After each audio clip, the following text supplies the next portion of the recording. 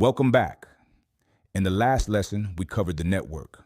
Now let's talk about what a SOC analyst actually does when they sit down at their desk. The SOC, Security Operations Center, is where alerts get investigated. Tools like SIEMs and EDRs collect logs from across the entire environment and flag anything that looks suspicious.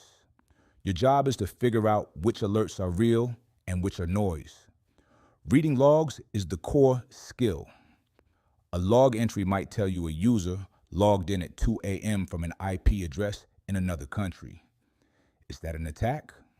Maybe. Or maybe that user travels for work. Context is everything. When an alert hits your queue, you follow a process called triage. First, what is the alert telling you? Read the details. What device? What user?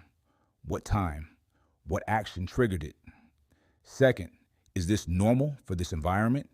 Check the user's history. Third, what's the severity?